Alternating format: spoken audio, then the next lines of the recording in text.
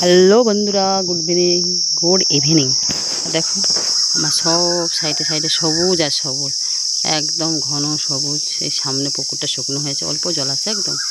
এখান থেকে আমাকে জল দেখাচ্ছে কিন্তু জল বেশি নেই, আর সব সবুজে সবুজ। এই ভাঙাচোরা আমি থাকি না তো, এই দেখো ভাঙাচোরা জায়গায় এখানে ওই পাইপটা লাগানো থাকে। এসে পাইপ ঢুকিয়ে খুব কষ্টে জল নিচ্ছে। এই দেখো, এই জল শুধু খাওয়ার জন্য নয়, কিন্তু এই জল কিন্তু শুধু থালা বাসন মাজা, ঘর মোছা এইসব করছে। আর আমার ইভিনিংটা এইভাবেই কাটছে এখন, কারণ হচ্ছে কি এখানে সন্ধেবেলা করে জল দেয়, আর এই জল ধরে রাখবো কালকেরে আমার যা কাজ আর কি। সন্ধেবেলা ঘর মোছা থেকে আরম্ভ করে সব কিছু, কালকেরে স্নান টান সব, বাথরুম সব জল এইভাবে করে তুলতে হচ্ছে। খুব কষ্টে আছি এখানে এসে। আর আমার আরেকজন এই যে ঘর মোছার জন্য সব এইটাকে ধুয়ে নিচ্ছে, ধুয়ে এ করছে আবার ধুচ্ছে। আমাদের একটা বড়ো কন্যা পাগল হয়ে গেছে, বাড়ি এসে। এই যে এখানে সেইভাবে চলছে আমার ইভিনিংটা, এইভাবেই যাচ্ছে। কী বলবো আর, দাঁড়া বাথরুমে একটু জলটা ঢুকিয়ে নিই। তো যেটা হচ্ছে কথা, এখানে জলের লাইন সবই কিছু ছিল, এই যে সব ছিল, হ্যাঁ ট্যাপ সব কিছু ছিল, কিন্তু আমার যেখান থেকে জলটা উঠতো সেইটা খারাপ হয়ে গেছে। প্রায় 2 বছর হয়ে গেল, তো আমরা সারাই করি না। এই যে টিউবওয়েলটা দেখো কী অবস্থা হয়েছে, সেটা খারাপ হয়ে গেছে। এখানে পাইপটা এই যে দেওয়ালে লাগানো ছিল, সব খারাপ হয়ে গেছে। 2 বছর হলো, বছর একবার আসি, তার জন্যে জলের প্রচুর কষ্ট। তো পুকুরটা ছিল সেটাও শুকনো করে সে যাদেরকে দিয়েছিলাম, এই দেখি জুতোটা না সামনে দেখেছো ঘাস পাতা কী অবস্থা হয়েছে, মানে জঙ্গলে বাস করি মনে হচ্ছে।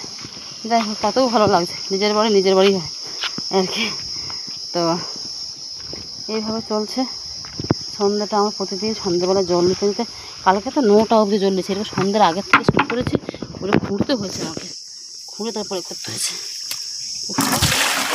খুব কষ্ট হচ্ছে, কিছু করার নেই, করতেই হবে, না হলে জল পাবো না। কী অবস্থা। তো চলো রাখি, খুব অসুবিধা হচ্ছে। কালকে 9টা অবধি সব কিছু করেছি, এখনও 2টো বেড সিট কাচবো ভাবছি, জানি না কাচতে পারবো কি না। জল না তুললে কী করে কাচবো, এ থাকি না, বেডশিটটা আমার কাঁচা হয়নি, তুলেছি 1 বছর প্রায় মেলায় ছিল। সেই বেডশিট যদি না কাচি তাহলে আবার কী করে কী হবে, শুতেই পারবো না। এই জন্য ওটা তুলে দিয়েছি, আর অন্য এমনি আমাদের কাঁথা ছিল, সেই কাঁথাগুলো বিছিয়ে আরও যেগুলো ছিল আর কি সেইগুলো দিয়ে এখন শোয়া হচ্ছে খাটে।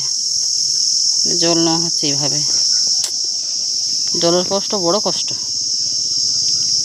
তো চলো, কাদের কাদের এরকম সমস্যা জানিও। কারোর মনে সমস্যা নেই, আমারই সমস্যা যত আমার মনে হয়। তো এখনকার মতন বাই। আমার জাম গাছটা লাস্ট পর্যন্ত গেল, কি করবো আর বলো দেখে, কিছু করার নেই। হ্যাঁ তুমি বলো দেখি, হয়তো এ বলে কে ওদের বাড়ির বাচ্চা সে খাচ্ছে, সে বলে ওদের বাড়ির বাচ্চা ধর খাটতে গোড়াতে দরকার নেই। আম গাছটা রাখো, ঠিক বলে। হ্যাঁ রিমিও বলছে আম গাছটা গোড়া থেকে দেবো। বাচ্চাগুলো যখন শুনছে যে আম করে নিচ্ছে লোকে, বলছে যে গেলে আমি আম গাছটা গোড়া থেকে কাটবো। বলছে গোড়া থেকে কাটবো, তাই বলছি তাকে ফলের জিনিস গেলে আমরা তো পাই।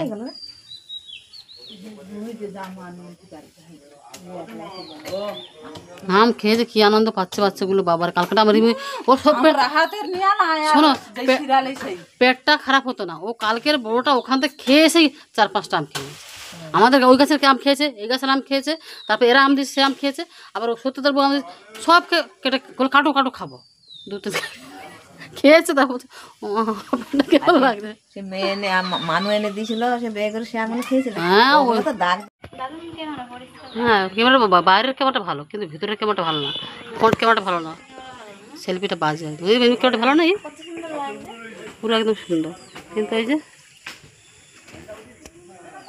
জাম গাছটা আমার গেল, তাই না? কী করবো, আর খায় না কিছু না, ভালো এতে তো কি খাচ্ছে দেখতে আছে।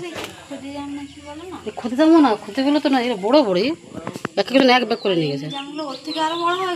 হ্যাঁ তাই